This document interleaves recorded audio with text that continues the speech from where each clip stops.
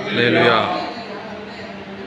நாம் தியானத்திற்காக எடுத்துக்கொள்ளப்பட்ட வேத பகுதி 1 தெசலோனிக்கேயர் 1ஆம் அதிகாரம் 3வது வசனம்.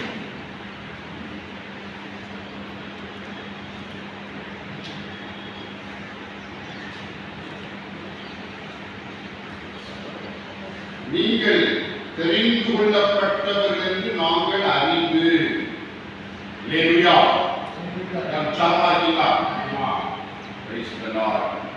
நீங்கள் தெரிந்து கொள்ளப்பட்டவர்கள் என்று சொல்லி பவுல் அப்போஸ்தலன் தெசலோனிக்கேய சபை மக்களுக்கு சொல்கிறார். தெரிந்து கொள்ளப்பட்டவர்கள், அழைக்கப்பட்டவர்கள் அநேகர், தெரிந்து கொள்ளப்பட்டவர்களோ சிலர். கோடிக்கணக்கான ஜனங்கள் வாழ்ந்த தேசத்துல நாம தெரிந்து கொள்ளப்பட்டது. எல்லாரும் அழைப்பு போச்சு. கர்த்தர் நம்மளை தெரிந்து கொண்டிருக்கிறார். இப்ப இந்த தெசலோனிக்கேய சபைக்கு பவுல் அப்போஸ்தலன் அவர்களை உற்சாகப்படுத்தும்படியாக, ஊக்கப்படுத்தும்படியாக, கர்த்தருக்குள் அவர்கள் நிலைத்திருக்கும்படியாக அவர்களுக்கு ஆலோசனை சொல்லுகிற ஒரு நிருபம். அந்த தெசலோனிக்கேய சபையாருக்குள்ள மேன்மையான குண லட்சணங்களை நாம் ஆராயப் போகிறோம். 2வது வசனம் வாசியுங்கள். உங்கள் விசுவாசத்தின் கிரியையை, உங்கள் அன்பின் பிரயாசத்தையும், நம்முடைய கர்த்தராகிய இயேசு கிறிஸ்துவின் உங்கள் நம்பிக்கையும் பொறுமையும் நம்முடைய பிதாவாகிய தேவனுக்கு முன்பாக இடைவிடாத நினைவு கூர்ந்து. அப்ப விசுவாசத்தினுடைய கிரியைகள், விசுவாசிக்கிறாங்க, விசுவாசத்திலே கிரியைகள் நடக்கிறது. என்ன கிரியை? ஆண்டவரை ஜெபிக்கிறார். அல்லேலூயா. ஆண்டவரை ஆராதிக்கிறார்கள், ஆண்டவருடைய ஊழியத்தை செய்கிறார்கள், ஆண்டவருடைய வசனத்தை நம்பி அதை நிறைவேற்ற பிரயாசப்படுகிறார்கள். விசுவாசத்தின் கிரியை. அன்பின் பிரயாசம், அன்பாய் இருக்கிறார்கள். சபை மக்கள் இருக்காங்க, அன்பாய் இருக்கிறார்கள். அன்பினால பிரயாசப்படுறாங்க. தங்களுக்காகவும் மற்றவர்களுக்காகவும் ஊழியக்காரர்களுக்காகவும் விசுவாச உறவுகளுக்காகவும் அவர்கள் பிரயாசப்படுகிறார்கள். அது அன்பின் பிரயாசம். அல்லேலூயா. உங்கள் நம்பிக்கையின் பொறுமை, கிறிஸ்துவின் மேலுள்ள உங்கள் நம்பிக்கையின் பொறுமை. அவனை அநேக பேருக்கு இயேசுவை பற்றி அறிவிக்கிறோம், நற்செய்தி அறிவிக்கிறோம், தொடர்ந்து ஃபாலோ பண்ண முடியல. இயேசுவை பற்றி அறிவிச்சிருந்தோம், ஆனால் பல கோணத்துல கொஞ்சம் கேள்விக்குறியோடு இருக்கிறாங்க. எப்படி பக்குவப்படுத்தி, எப்படி நடத்தி, எப்படி சர்ச்சையில கொண்டு வந்து, எப்படி இவங்களை கர்த்தருக்குள்ள வழிநடத்துறது ஒரு பெரிய கேள்விக்குறி. அதான் பவுல் சொன்னார், நான் நட்டேன், அப்பொழுது நீ பார்த்தா கர்த்தரோ விளைய செய்தார். அல்லேலூயா. விளைய செய்த கர்த்தருடைய கிரியை இல்லாம நடலாம பிரயோஜனம், தனி முதல் பிரயோஜனம் இல்லை. அல்லேலூயா. அப்ப இங்க கர்த்தராகிய இயேசு கிறிஸ்துவினுடைய உங்கள் நம்பிக்கையின் பொறுமை. அப்போ வேதம் சொல்லுது, வேதத்துடைய காரியம், உபத்திரவம் இயேசு கிறிஸ்துவின் நிமித்தமாக உங்களுக்கு வருகிறது. அல்லேலூயா. இயேசு கிறிஸ்துவை ஏற்றுக்கொள்கிறவர்கள் சாத்தான உபத்திரப்படுத்துவதற்கு பலவிதமான உபத்திரங்களை கொண்டு வருகிறார். அதே பவுல் அப்போஸ்தலன் சொல்கிறார், நாம் மண்பாண்டத்துக்குள்ள பொக்கிஷத்தை பெற்றிருக்கிறோம். அந்த பொக்கிஷம் இயேசுதான். அல்லேலூயா. உங்களுக்குள்ள இருக்கிற அந்த பொக்கிஷம் இயேசுதான். அப்ப இயேசு கிறிஸ்துவை ஏற்றுக்கொண்டு படிப்படியாக ஏற்றுக்கொள்கிற பொழுது, நமக்கு உபத்திரம் வருகிற பொழுது, அந்த உபத்திரவத்தை கர்த்தர் முறியடிக்க பலன் கொடுக்கிறார். முறியடிக்க பலன் கொடுத்து நம்மை நாளுக்கு நாள் வளர்ந்து தெரிய வைக்கிறார். கர்த்தருக்கு ஸ்தோத்திரம்.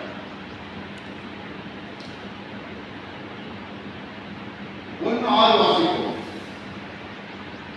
நீங்கள் மிகுந்த உபத்திரவத்திலே பரிசுத்தாவின் சந்தோஷத்தோட திருவசனத்தை கற்றுக்கொண்டு எங்களை கர்த்தரின் பின்பற்றுகிறவர்களாகி.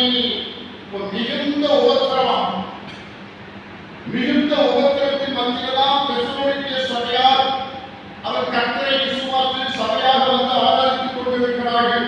மிகுந்த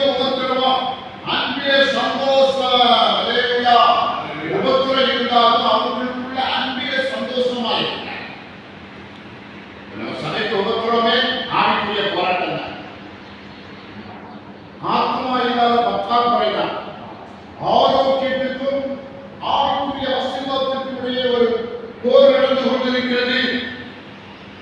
அதை நாம் உணர்கிறோம். அல்லேலூயா.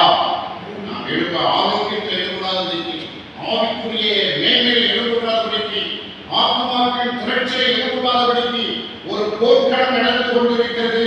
அதை நாம் பேசணும். அல்லேலூயா. அதை எதிர்த்து நாம் யுத்தம் பண்ண கரெக்டா ஜெபம் கர்த்தருடைய கிருபையினாலே வளர்ந்து தெரிய வேண்டும். கர்த்தருக்கு ஸ்தோத்திரம். அப்ப மிகுந்த உபத்திரத்தில் மிகுந்த பரிசுத்தாவின் சந்தோஷத்தை திருவசனத்தை ஏற்றுக்கொண்டீர்கள். உபத்திரத்துக்கு வந்து நாம் ஏற்றுக்கொண்டிருக்கிறோம். நம்மை நாமே ஆராய்ந்து பார்க்கிறோம். நாம் ரட்சிக்கப்படுவதற்கு முன்பதாக எப்படிப்பட்டவராக இருந்தோம், ரட்சிக்கப்பட்ட பிறகு எப்படிப்பட்டவராக இருக்கிறோம். அல்லேலூயா. ஒரு குயவன் மண்பாண்டங்களை செய்வது சக்கரம் சுழல்கிறது, அந்த மண் வைக்கப்பட்டிருக்கிறது, அவன் கரம் இருக்கிறது. கரத்தினால் அது அழகான பானையாக விதவிதமாக டிசைனாக பொருட்கள் உண்டாகிறது. அல்லேலூயா. ஆனால் சக்கரம் ஓடிக்கிட்டா இருக்கு. சக்கரம் தான் சாத்தானை போராட்டம். அல்லேலூயா. கர்த்தருடைய கரம் இருக்கிறபடினாலே நாம மண்பாண்டங்களா இருக்கிறோம். ஆண்டவர் தமக்கேற்ற பாத்திரங்களாக நம்மை உருவாக்கி கொண்டிருக்கிறார். அல்லேலூயா. நம்மை உருவாக்கி அதான் நாம இன்னைக்கு ஆராதிக்க வந்திருக்கிறோம். அல்லேலூயா. நம்மை கர்த்தர் மீட்டுக் கொண்டிருக்கிறார். இயேசு சிந்தமாக வந்த துன்பங்களை நாம் துச்சமென மதித்து அதை எட்டி உதைத்தோம். இன்று கர்த்தருக்குள்ளே நிலைத்திருக்கிறோம். அல்லேலூயா. கர்த்தருக்கு ஸ்தோத்திரம். Price the Lord. இந்த ஒன்றியை பார்க்கிறோம். இவ்விதமாய் மக்கதோனியாவிலும் அகயாவிலும் உள்ள விசுவாசிகள் யாவருக்கும் மாதிரியானீர்கள். இந்த சபையார் எப்படிப்பட்டவங்க? இப்போ மக்கதோனியா நாட்டு சபைக்கும் அகயாவில் உள்ள சபைக்கும் அந்த ஜனங்களுக்கு மாதிரியான ஒரு ஜனங்கள். அல்லேலூயா. நாம் எப்படி இருக்கோம்? மாதிரியா இருக்கிற மற்ற சபைக்கு மாதிரி. பாஸ்டர் விருப்பத்தின்படி இங்க ஒரு பெரிய காங்கிரீட் சபை கட்டப்பட்டு 10 கிளை சபைகள் போட்டு நீங்கள் அதற்கு மாதிரிகளாக இருக்க வேண்டும். அல்லேலூயா. அந்த விசுவாசத்தோடு நீங்க செயல்படணும். கிறிஸ்தவ இல்லாத ஒரு தெருவுக்கு போய்க்கணும், கிறிஸ்தவ இல்லாத ஒரு ஊருக்குள்ள போய்க்கணும். அல்லேலூயா. போய் உங்க வேலையை செய்ய வேண்டும். கர்த்தருக்கு ஸ்தோத்திரம். ஏன்னா இந்த தெசலோனிக்கே சபையார் மக்கதோனியா சபைக்கும் அகயாத சபையாருக்கும் மாதிரிகளாக இருந்தார்கள். அல்லேலூயா. சேசையிலிருந்து இங்கிருந்து பண்ட அனுப்பி ஆந்திராவில் தொர்னக்கேன்னு ஒரு பேராயத்தை உண்டாக்கிட்டாங்க. அல்லேலூயா. தொர்னக்கே அசரியாங்கிற பிஷப்னா அதுக்கு பிஷப்பாய். அப்ப இங்கிருந்து பண்ணு போய் ஆந்திராவில் தொர்னக்கே பகுதியில் போய் நிறைய சபைகள் ஏற்படுத்தி அது ஒரு பேராயமாக மாற்றிவிட்டார். கர்த்தருக்கு ஸ்தோத்திரம். அது அநேக சபையா விஸ்வவாணிகளில் இங்கிருந்து பண்ண கலெக்ட் பண்ணி ஆந்திராவில் அநேக இடங்களில் சபையை கட்டியிருக்கிறார். அவங்க சொந்த நிர்வாகம் வச்சுட்டாங்க. எஃப்எம்பி எல்லாம் அதை நார்த் இந்தியா சபைக்கு கொடுத்துட்டாங்க. Church of north India. அந்த விஸ்வாணி என்ன பண்ணிட்டாங்க, அப்படியே அவங்க தனி சபையாக்கி கைக்குள்ளே வச்சுக்கிட்டாங்க. அல்லேலூயா. எங்கேயும் அனுப்புங்க, மற்றவங்க ஹேண்ட் ஓவர் பண்ண. கர்த்தருக்கு ஸ்தோத்திரம். அப்போ இந்த தெசலோனிக்கே சபையார் மக்கதோனியா சபைக்கும் அகயாத சபையாருக்கும் மாதிரியாக இருந்தார்கள். பார்க்கும்போது 1:8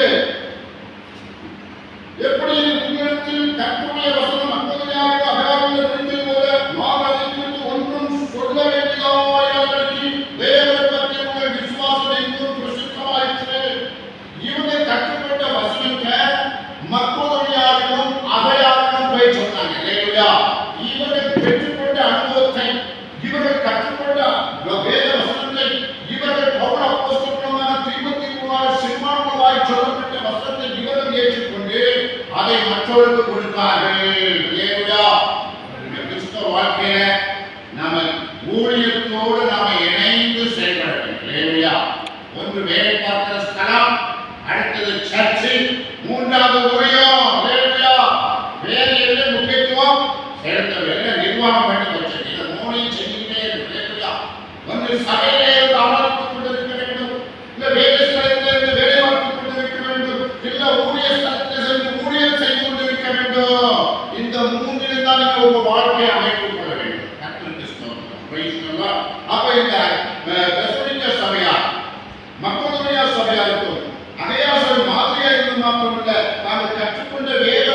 அங்கே பரப்பினார்கள். அங்க போனதுல தேவனை பற்றி உங்கள் விசுவாசம் எங்கும் பிரசித்தமாயிற்று. அல்லேலூயா.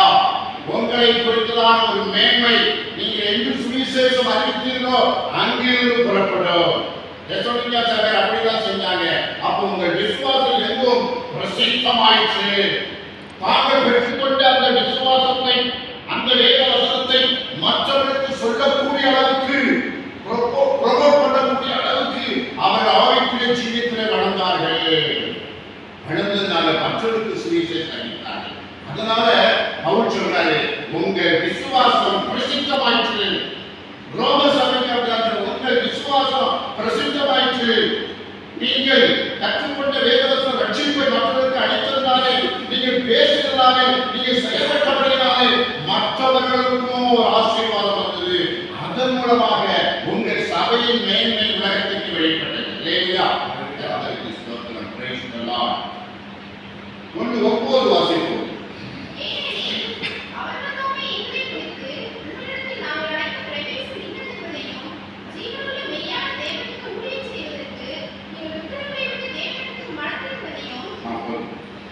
அப்ப ஜீவனுள்ள மெய்யான தேவனுக்கு ஊழியம் செய்வதற்கு கர்த்தர் உங்களை அழைத்திருக்கிறார். நீங்கள் விக்கிரகத்திலிருந்து மனம் திரும்பி வந்தீர்கள். அல்லேலூயா. நீங்கள் விக்கிரக வணக்கத்திற்கு உட்பட்டவர்களாக இருந்தீர்கள். இப்ப தேவனுக்கு ஊழியம் செய்யும்படியாக இங்கே மனம் திரும்பி அமர்ந்திருக்கிறோம். அல்லேலூயா. கர்த்தருடைய சபையாக அமர்ந்திருக்கிறோம். அப்ப ஊழியம் செய்வதற்கு கர்த்தருடைய விக்கிரகத்தின் பின்னாலே கடந்து சென்றவர்களை அவர் பின்னாக தேவனுக்கு ஊழியம் செய்வதற்காக அழைத்து வந்திருக்கிறார். அல்லேலூயா. 1:10 கூட வாசித்து விடுவோம்.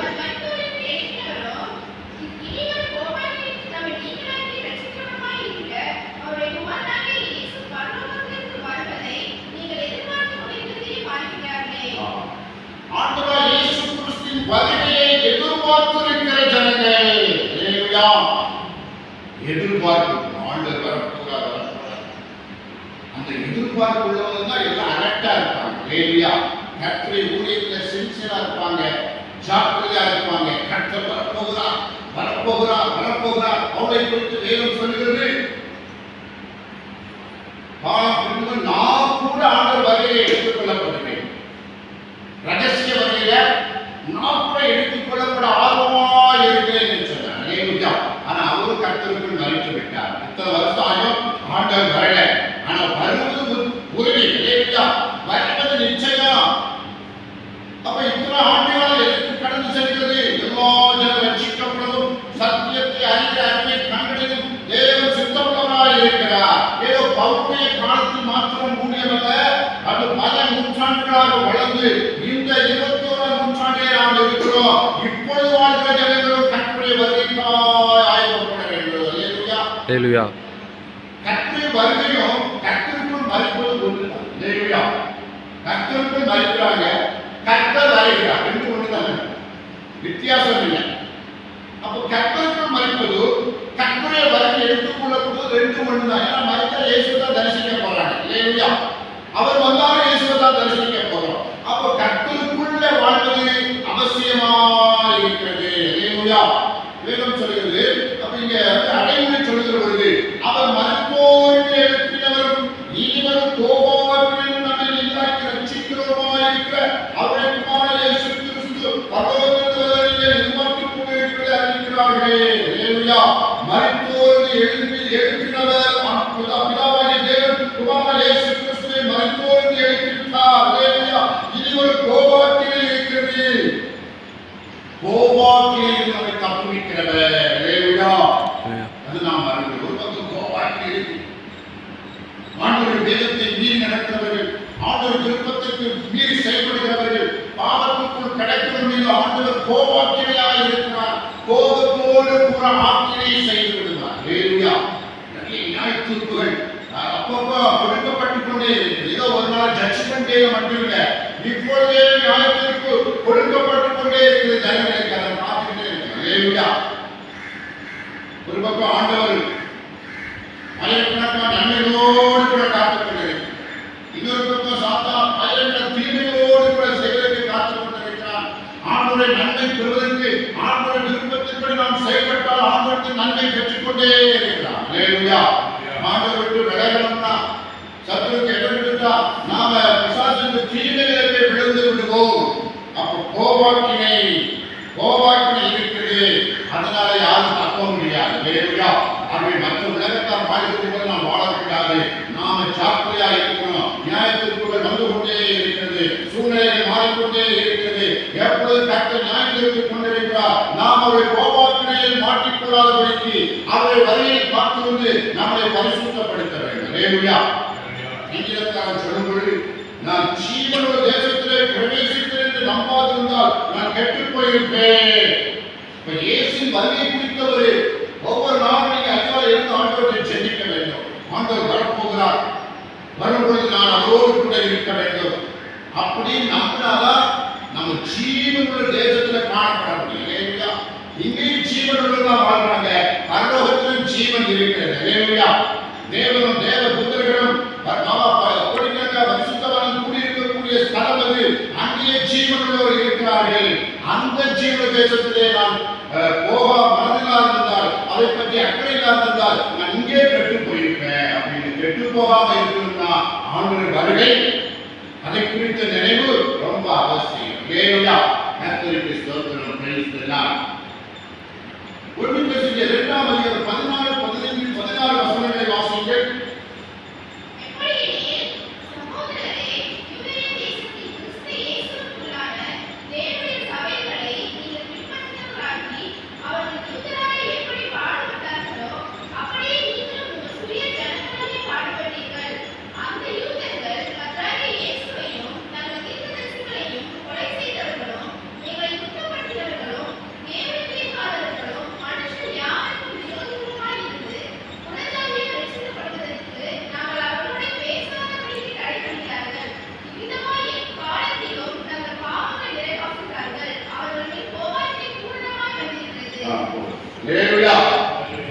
அப்போ இந்த தெசலோனிக்கே சபையை பார்த்து பவுல் சொல்லுகிறார், ஆவியிலே எப்படி எருசலேம் சபையில துன்பம் உண்டானதோ, ஸ்தேவான் இரத்த சாட்சியாய் மரித்த பொழுது ஒரு பெரிய உபத்திரம் வந்து நாலாபுரம் சிதறிப்புற எங்கும் சுவிசேஷம் அறிவித்தார்கள். அப்ப ஏராளமான துன்பங்களை சகித்த சபை எருசலேம் சபை. அங்குதான் யூதர்கள் ஆளுகை செய்து கொண்டிருந்தார்கள். அங்கே ஏரோது இருந்தார், அங்கே ஆசாரியர்கள், லேவியர்கள் மற்ற எல்லாருமே அங்கே இருந்தாங்க. பரிசேயர்கள், சதுசேயர்கள் எல்லாரும் இருந்து அவர் ஒரு மத அமைப்பை செயல்படுத்திக் கொண்டிருந்தார்கள். அப்படிப்பட்டவர்கள் ஆளுகை சபையினருக்கு துன்பம் விளைவித்துக் கொண்டிருந்தார்கள். அவர் அனைவரை கல்லறிந்து கொண்டார்கள், இப்படி சுமைப்படுத்தினார்கள்.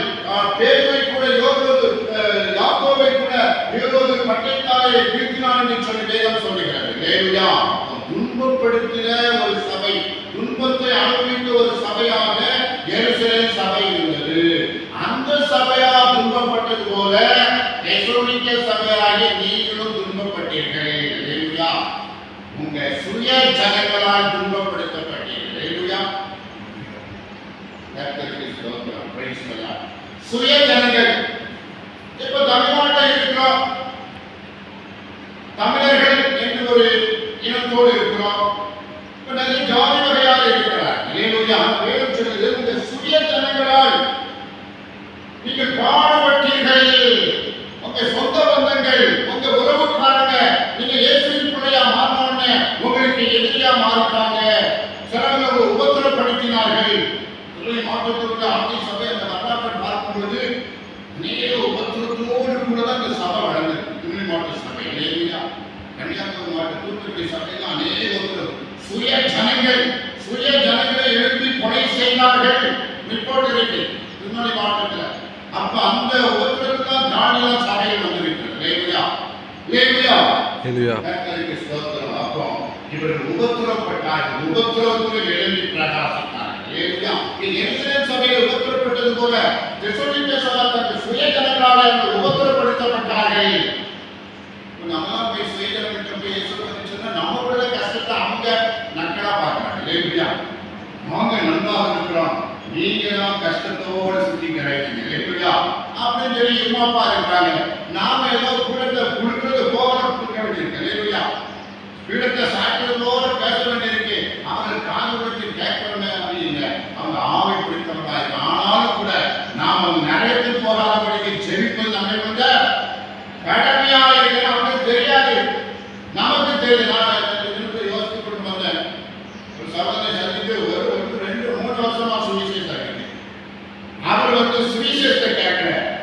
என்னுடைய ரேங்க் என்னதான் பார்த்தாங்க இல்லையா?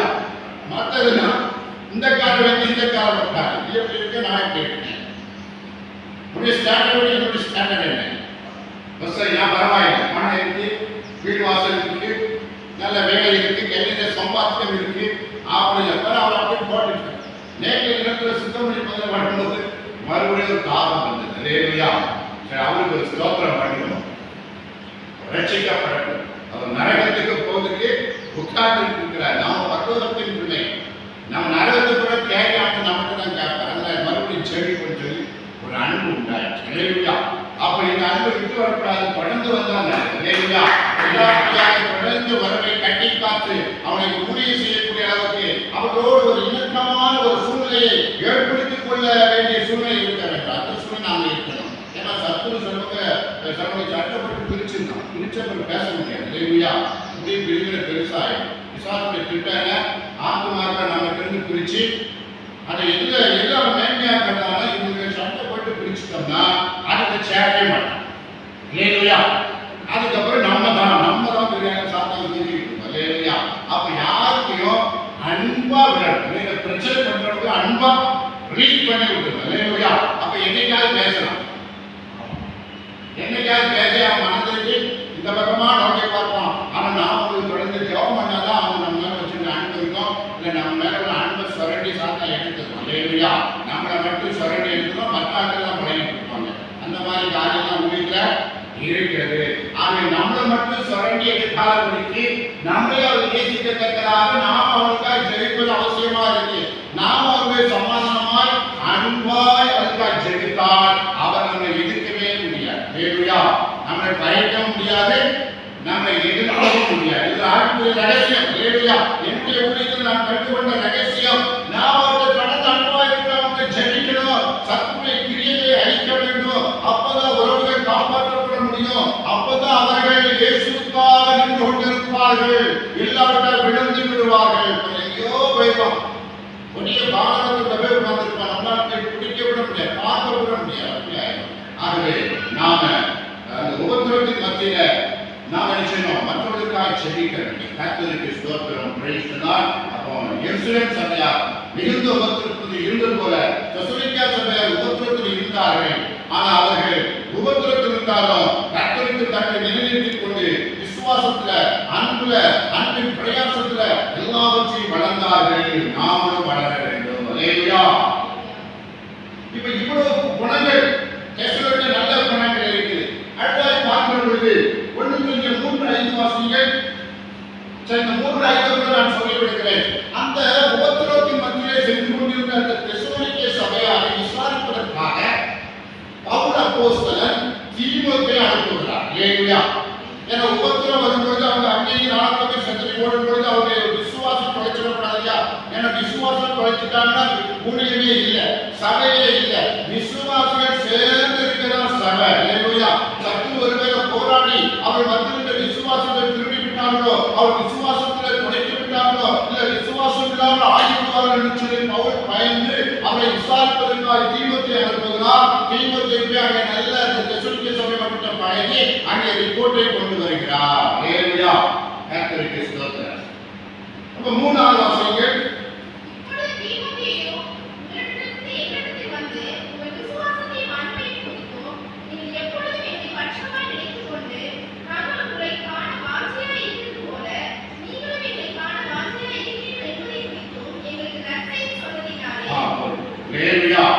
விசுவாசத்தின் அன்பையும் உடையவர்களாய் இருந்தார். உபத்திரவத்தின் மத்தியிலும் அவங்க விசுவாசமாய் இருந்தாங்க, அன்பா இருந்தாங்க.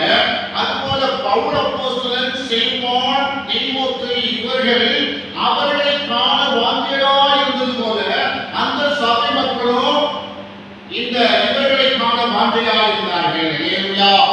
அப்ப விசுவாசத்துக்கும் கூட இருக்கணும், ஒரு வாஞ்சை இருக்கணும், ஒரு அன்பு இருக்க வேண்டும். அல்லேலூயா. பார்க்கும்போது சந்தோஷப்பட வேண்டும், பணிவிடை செய்ய வேண்டும். அல்லேலூயா. அந்த அளவுக்கு அன்பு இருக்க வேண்டும். ஆனா அந்த அன்பை எதிர்பார்த்து கர்த்தருக்கு ஸ்தோத்திரம் பண்ணினார்கள். மற்ற பார்க்கும்போது 3 வாசிங்கள். ஆமா,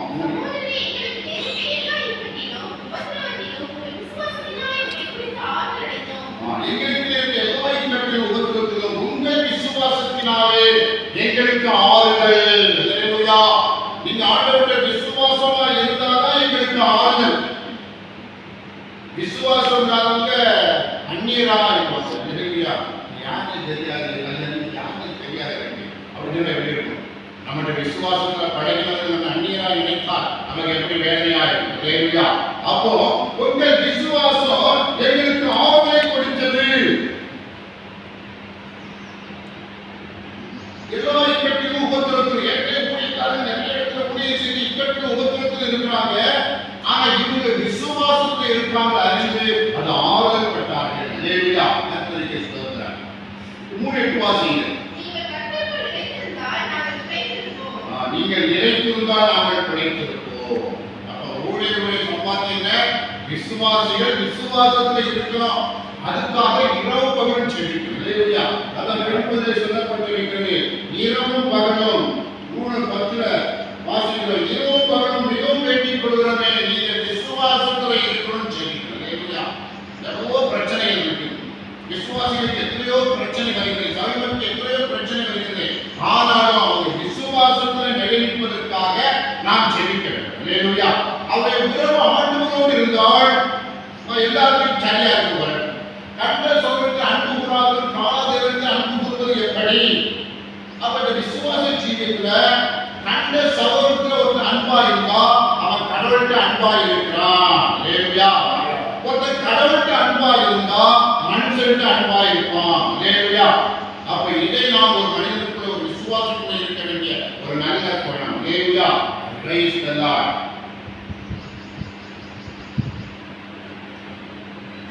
3:10 வாசிங்கள்.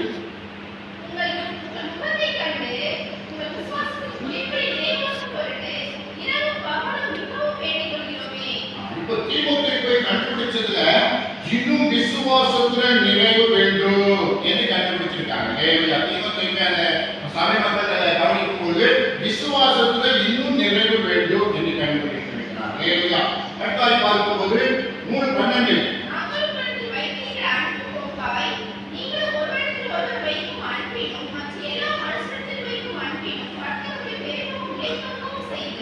பெருகவும் நிலைத்தோம். அன்பு பெருகணும், நிலைத்தோம். கட்டத்துள்ள அன்பு, சகல விசுவாசிகளுக்குள்ள அன்பு, ரட்சிக்கப்படாத ஜனங்களுக்குள்ள அன்பு, அது பெருகணும், நிலை போகணும். அல்லேலூயா. அல்லேலூயா. பெற்றோர் பிள்ளைகளை ரொம்ப பிள்ளைகள் சேட்டை பண்ணுறாங்க. அல்லேலூயா. அவர் பெற்றோர் தகப்பன அதிகமான அன்பு பிள்ளைகள் வச்சிருக்கிறதுனால அந்த பிள்ளைகள் பண்ற தப்பு உடனே கண்டிக்க மாட்டாங்க. அல்லேலூயா. அதிகமான அன்பு இருக்கிறதால கண்டிக்க மாட்டாங்க. அது ஓவரா சேட்டை பண்ணிக்கிட்டே இருக்கும். பிள்ளைகள் ஃப்ரீயா விடுவாங்க. ஏன்னா அதிகமா அன்பு இருக்க போய் தான் ஃப்ரீயா விடுவோம். அதே மாதிரி விசுவாசிகளுக்கு அதிகமான அன்பு இருக்க வேண்டும். அல்லேலூயா. அப்ப சில தப்பிதங்கள் பண்ணும்போது அதை ஜபத்துல வைக்க வேண்டும். அல்லேலூயா. உடனே எழுதி அதை அட்ஜஸ்ட் பண்ணி குற்றப்படுத்தி பேசினா அந்த உடனே பார்க்குற மாதிரி உடையக்கூடிய சூழ்நிலை இருக்கு. அல்லேலூயா.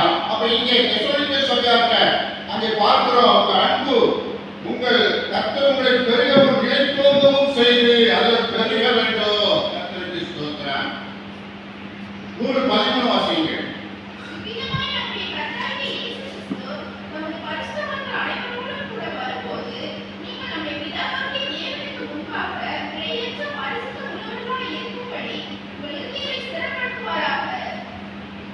பிழையற்ற பரிசுத்தம். அல்லேலூயா.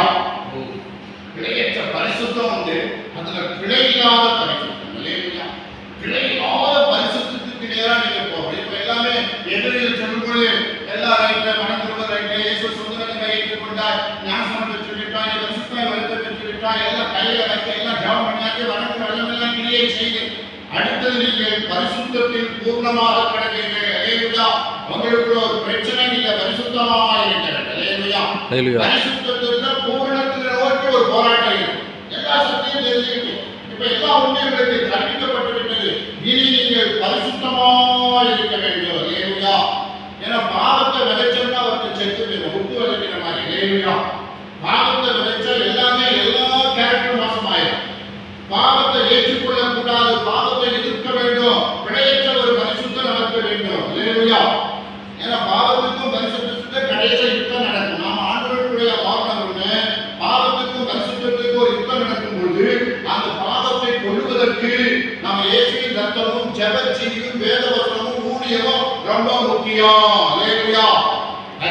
ஸ்தோத்திரம். Price the Lord. இந்த காரியத்தை அவங்க கண்டுபிடிச்சு ஆலோசனை கொடுக்கிறாங்க. தெசலோனிய சபைக்கு தேவன் அறிவிக்கப்பட்ட நற்செய்தி அறிவிக்கப்பட்டவர்களுக்கு நல்ல குணங்கள் உருவானது. அந்த நல்ல குணத்தோடு கூட இன்னும் மேன்மையாக இருக்க வேண்டும் என்று ஆலோசனை கொடுத்தார்கள். கர்த்தருக்கு ஸ்தோத்திரம். 4:3 வாசியுங்கள். நீங்கள் பரிசுத்த உள்ளவர்களாக வேண்டும் என்பதே தேவனுடைய சித்தமாய் இருக்கிறது. அந்தபடி நீங்கள் பேசும் மார்க்கத்துக்கு விலகி இருந்து ஹalleluya. நீங்கள் பரிசுத்தம் உள்ளவர்களாக வேண்டும் என்பது தேவனுடைய சித்தம். அதனால் நீ பேசும் மார்க்கத்துக்கு விலகி இரு. ஹalleluya. நிறைய காரியங்களுக்கு ரகசியங்கள் இருக்கிறது. ஹalleluya. கணவன் மனைவி உறவு எப்படி இருக்க வேண்டும், அவர் எப்படி மற்றவர்கள் மற்ற எதிர்ப்பாரோடு எப்படி பழக வேண்டும், அதை எப்படி பரிசுத்தத்தை காக்க வேண்டும். வேசி மார்க்கத்தால் போல நாம் இருக்கக்கூடாது. நாம பரிசுத்த மார்க்கத்தை சேர்ந்தவர்கள். ஹalleluya. அதில் கவனம் செலுத்தணும். அதில் பாவம் உண்டான நமக்கு பெரிய சாபம் உண்டாகும். ஹalleluya. அடுத்த ஒரு ஆலோசனை 4:12. நாங்கள் உங்களுக்கு கட்டளையிட்டபடியே அமைதியுள்ளவர்களாய் இருக்கும்படி நடக்கவும், உங்கள் சொந்த அலுவல்களை பார்க்கவும், உங்கள் சொந்த கைகளினாலே வேலை செய்யவும் வேண்டும் என்று உங்களுக்கு புத்தி சொல்கிறோம். ஆமென். ஹalleluya. அப்ப அமைதி உள்ளவராய் இருக்கும்படி நாடவும், உங்கள் சொந்த அலுவல்களை பார்க்கவும், உங்கள் சொந்த கையால் வேலை செய்யவும். ஹalleluya. அமைதி உள்ளவராய் இருக்கணும். அங்க ஓடணும், இங்க ஓடணும், அதை செய்யணும், இதை செய்யணும்னு சொல்லி நம்ம ஆவி அடக்கலைக்க கூடாது. ஹalleluya. ஒரு இடத்துல அமைதியா உட்கார்ந்து பழகணும். அதான் ஒரு ஆவிக்குரிய ஸ்டாண்டர்ட். ஹalleluya.